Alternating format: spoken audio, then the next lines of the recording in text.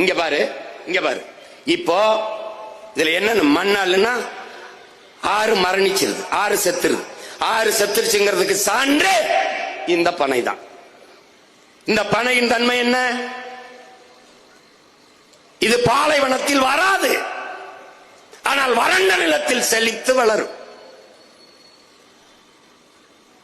மற்ற மரங்களைப் போல இவன் பக்கத்திலே வேர்களை பரப்ப மாட்டான். கீழே அப்படியே உள்ள போய் அவனுக்கு டியூப் மாதிரி, குழாய் மாதிரி தான் அவனுக்கு நீரை உறிஞ்சி 1000 அடிக்கு கீழே போய் அந்த தண்ணீரை உறிஞ்சி கொண்டு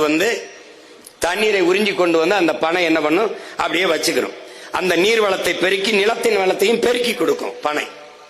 அப்ப 10 பனை மரம் ஒரு கிணறை சுற்றி இருந்தால் நீரை கடைசி வரை வற்ற விடாது என்கிறார் நம்முடைய அப்பா நம்மாழ்வார் அவர்கள்.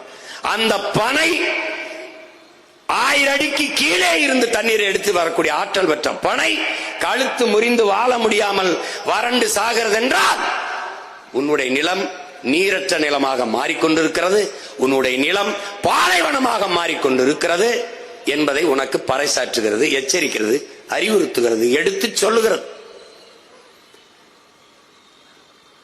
அதுதான் இந்த பனை, தென்னை, பாக்கு, இந்த மரங்கள் எல்லாம் ஆத்து கரையில் நிற்கிற மரங்களை கழுத்து முறிஞ்சு சாவதே சான்று.